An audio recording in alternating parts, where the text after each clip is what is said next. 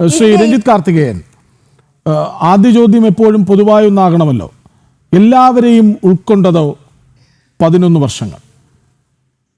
എനിക്ക് തോന്നുന്നു ഒരു ഭരണത്തിനും ഒരു ഡിഫക്റ്റ് ഇല്ലാത്തൊരു ഭരണം എന്ന് പറയുന്നത് നമുക്കൊരിക്കലും ആലോചിക്കാൻ പറ്റുന്നൊരാളല്ല. ഡെഫിനറ്റായിട്ടും ഈ പ്രൊഫസർ പറഞ്ഞതുപോലെ ചില കുഴപ്പങ്ങൾ ഉണ്ടായിട്ടില്ല. പക്ഷേ ആകെ ഒരു ടോട്ടലായിട്ട് നോക്കുകയാണെങ്കിൽ ഒരു ഫ്രജൈൽ 5 എന്ന് പറയുന്ന ഒരു സ്ഥലത്ത് നിന്ന് ഇന്ത്യൻ എക്കോണമി ഒരു സസ്റ്റെയിൻ ചെയ്യാൻ പോലും കഴിവില്ലാതെ ഫ്രജൈലായിട്ടുള്ളൊരു എക്കോണമിയിൽ നിന്ന് ഫാസ്റ്റസ്റ്റ് ഗ്രോയിങ് ലാർജ് എക്കോണമി എന്നുള്ള നിലയിലേക്ക് എത്തുവാണെങ്കിൽ ഡെഫിനറ്റായിട്ട് നമുക്ക് മനസ്സിലാക്കാം ഇതിൻ്റെ ഒരു ടോട്ടൽ ഒരു ഇമ്പാക്റ്റ് എന്ന് പറയുന്നത് വളരെ ചെറുതല്ല. ഭയങ്കരമായ ഒരു ഗ്രോത്ത് ആണ് ഈ പറയുന്ന കഴിഞ്ഞ ഒരു ദശകം കൊണ്ട് ഇന്ത്യക്ക്, ഭാരതത്തിന് അച്ചീവ് ചെയ്യാൻ പറ്റിയത്. അതിന് ഒരു ഡെഫിനിറ്റ് പോളിസി ഇൻ്റർവെൻഷൻ ആണ് ഇതിൻ്റെ ഒരു കാരണം. അപ്പോൾ ഇത് തുടക്കം മുതലേ നമ്മൾ നോക്കുകയാണെങ്കിൽ ഒരു ജൻധൻ യോജന, ഒരു ബാങ്കിങ് സെക്ടറിൽ തന്നെ ഒരു വിപ്ലവകരമായ ഒരു മാറ്റമുണ്ടാക്കുന്ന ഒരു ജൻധൻ യോജന ഉണ്ടായി. ഇപ്പോൾ ഇവിടെ നേരത്തെ പറയുണ്ടായി, നമ്മൾ 3Dയെ പറ്റി പറഞ്ഞു.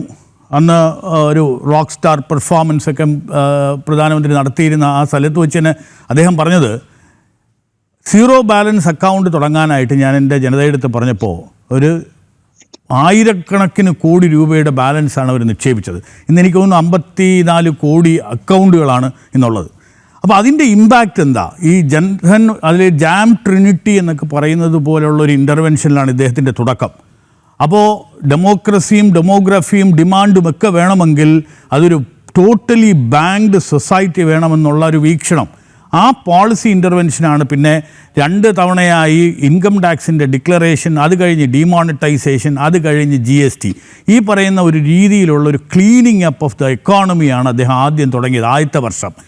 അവിടെ നിന്ന് മേക്ക് ഇൻ ഇന്ത്യ പോലുള്ള മാനുഫാക്ചറിങ് ഇത് ചെയ്യുമ്പോൾ നമുക്കറിയാം, ഒരു രഘുറാം രാജൻ പോലുള്ള ആളുകൾ പോലും പറഞ്ഞു, വളരെ മോശപ്പെട്ട രീതിയിൽ ഫോൺ ബാങ്കിങ് നടത്തിയാണ് ആക്ച്വലി നമ്മുടെ ബാങ്കുകളുടെ നട്ടെല്ലൊടിച്ചത്. ഈ ഫോൺ ബാങ്കിങ് എന്ന് പറഞ്ഞാൽ എല്ലാവർക്കും മനസ്സിലാവും തോന്നുന്നു. ടെലിഫോണിലൂടെ വിളിച്ച് പറഞ്ഞ് ലോൺ പാസ്സാക്കി കൊടുക്കുക, നീരവ് മോദിയും മെഹുൽ ചോക്സിയും മറ്റുമൊക്കെ ഉള്ള അവിടെ നിന്ന് അതിനെ ഒരു ക്ലീനിങ് അപ്പ് ചെയ്ത് ഇന്ന് ഏതാണ്ട് 1,50,000 കോടിയോളം രൂപയാണ് ഇന്ന് ഇന്ത്യൻ ബാങ്കുകളുടെ പ്രോഫിറ്റ്.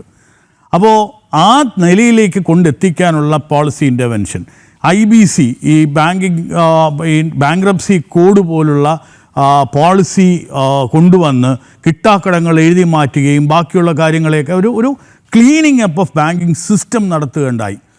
അത് ആണ് നമ്മുടെ ഒരു എക്കണോമിക് പ്രോഗ്രസ്സിനൊരു ഡ്രൈവറായിട്ടുള്ളത്. അപ്പം 4-5 പില്ലറിലാണ്. അതിനകത്ത് ഈ ജൻധൻ യോജനയുടെ ഒരു വികസനം നമുക്ക് അല്ലെങ്കിൽ അതിൻ്റെ ഒരു ഇമ്പാക്റ്റ് മനസ്സിലാക്കണമെങ്കിൽ നമ്മൾ രാജീവ് ഗാന്ധി പ്രധാനമന്ത്രി ആയിരുന്നപ്പോൾ അദ്ദേഹം പറയുകയുണ്ടായി, ഏതാണ്ട് 1 രൂപ ചിലവാക്കുമ്പോൾ 16 പൈസയാണ് ഒരു സാധാരണ ഒരു ബെനഫിഷ്യറിയുടെ കയ്യിലെത്തുന്നതെന്ന്. ബാക്കി പണം മുഴുവൻ അതിൻ്റെ ഇടനിലയിൽ നിൽക്കുന്ന ആളുകൾ കൊണ്ടുപോകുന്നുള്ളതാണ്. ഈ ഡയറക്റ്റ് ബെനഫിറ്റ് ട്രാൻസ്ഫറിൽ ഇന്ന് ഏതാണ്ട് 3,60,000 കോടി രൂപയാണ് ലീക്കേജിൽ നിന്നും നമുക്ക് മാറ്റിയെടുക്കാൻ പറ്റിയത്. അതായത് ഈ ഇടനിലക്കാരെ കൊണ്ടുപോയി എന്ന് പാർലമെൻറ്റിൽ സമ്മതിച്ചിരുന്ന സ്ഥലത്ത് നിന്ന് ഏതാണ്ട് 3.6 lakh crore ഇന്ന് നമ്മുടെ ഈ പറയുന്ന $4.2 trillion എക്കോണമി, അതായത് ഇതിൻ്റെ 1% നമുക്ക് ഈ ലീക്കേജ് മാറ്റാൻ പറ്റിയിട്ടുള്ളത്. അപ്പോൾ അതിൻ്റെ ഗുണമെന്താ? മൾട്ടി ഡയമെൻഷണൽ പോവർട്ടിയിൽ നിന്നുള്ള ഇമ്പ്രൂവ്മെൻറ്റ്. നമ്മൾ കഴിഞ്ഞ 2 ദിവസത്തിന് മുമ്പ് നമ്മൾ വേൾഡ് ബാങ്കിൻ്റെ റിപ്പോർട്ട് കണ്ടു. അതിനകത്ത് പറഞ്ഞിരുന്നു ഏതാണ്ട് 25 കോടിയോളം ആളുകളെ നമ്മൾ ഈ അതിദാരിദ്ര്യത്തിൽ നിന്ന് മുന്നോട്ട് കൊണ്ടുപോകാൻ അല്ലെങ്കിൽ അതിൽ നിന്ന് കരകയറ്റാൻ സാധിച്ചു. അതുപോലെ തന്നെ ഈ BPL ലെവലിലുള്ള പോവർട്ടിയിൽ നിന്ന് ആളുകളെ മുന്നോട്ട് കൊണ്ടുപോകാൻ സാധിച്ചു. ഇതെല്ലാം വാസ്തവം പറഞ്ഞാൽ ഒരു പോളിസി, ഒരു കറപ്ഷൻ ഫ്രീ പോളിസി ഇംപ്ലിമെൻറ്റേഷൻ്റെ കഴിവ് തന്നെയാണ്. അപ്പോൾ സാമ്പത്തിക രംഗം വർക്ക് ചെയ്യണമെങ്കിൽ അതിന് ഒരു കാഴ്ചപ്പാടുള്ള ഒരു ഭരണാധികാരി വേണം, അത് ഇംപ്ലിമെൻറ്റ് ചെയ്യണം. ആ ഇംപ്ലിമെൻറ്റേഷൻ ജനങ്ങളും കൂടെ നിന്ന് ആ ഒരു ദശകത്തിൻ്റെ ഒരു തിരിഞ്ഞുനോട്ടമാണ് നമ്മൾ നോക്കുന്നത്. 11 years ഓഫ് NDA സർക്കാർ എന്ന് പറയുന്നത് എനിക്ക് തോന്നുന്നു വളരെ ശക്തമായ ഭാരതത്തിൻ്റെ സാമ്പത്തികമായും പൊളിറ്റിക്കലായും ഈ പറയുന്ന ജിയോ പൊളിറ്റിക്കൽ രീതി നോക്കിയാൽ തന്നെ നമുക്കറിയാം വളരെ ശക്തമായ രീതിയിലാണ് നമ്മുടെ ഒരു പോസ്ചറിങ് തന്നെ. നേരത്തെയൊക്കെ ഒരു US പോലുള്ള രാഷ്ട്രങ്ങൾ നമ്മളെടുത്ത് പറയുമ്പം നമ്മൾ ഈ വളരെ സബ്സർവിയൻ്റായിട്ട് നിന്നിരുന്നിടത്ത് നിന്ന് മാറി ഇന്ന് ടാരിഫോ അല്ലെങ്കിൽ ഈ പറയുന്ന നരേന്ദ്ര സറേണ്ടർ എന്ന് പറഞ്ഞ ചെവി കൊടുക്കാത്ത ഒരു രീതിയിലേക്ക് നമുക്ക് അല്ലെങ്കിൽ ആ ഒരു തലത്തിലേക്ക് മാറാൻ സാധിച്ചത് നമ്മുടെ ഒരു സാമ്പത്തിക ഭദ്രത കൊണ്ടും നമുക്ക് ഈ പറയുന്ന നേരത്തെ ശ്രീപത്മനാഭൻ സാർ പറയുകയുണ്ടായി നമ്മുടെ ഏറ്റവും വലിയ റെക്കോർഡ് ബ്രേക്കിംഗ് ഈ ഫോറിൻ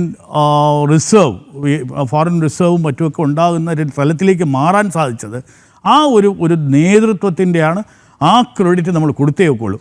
ഡെഫിനറ്റായിട്ടും പല കാര്യങ്ങൾ ഇപ്പം എഡ്യൂക്കേഷൻ സെക്ടറിലും ഹെൽത്ത് സെക്ടറിലും മറ്റുമൊക്കെ വളരെയധികം കാര്യങ്ങൾ നമ്മൾ ഇമ്പ്രൂവ് ചെയ്യാനുണ്ട്, ഇല്ല എന്നല്ല.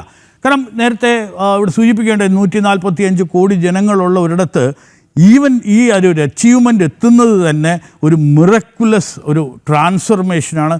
ഇത് ഭാരതത്തിൻ്റെ ചരിത്രത്തിൽ തന്നെ ഒരു റിനൈസൻസ് മൂവ്മെൻ്റാണ്. ആ ഒരു കാര്യത്തിൽ നമ്മളെല്ലാവരും സമ്മതിച്ചേ ഒക്കെയുള്ളൂ, അതിനെ അപ്രീഷിയേറ്റ് ചെയ്തേ ഒക്കെയുള്ളൂ, കൺഗ്രാജുലേറ്റ് ചെയ്തേ ഒക്കെയുള്ളൂ.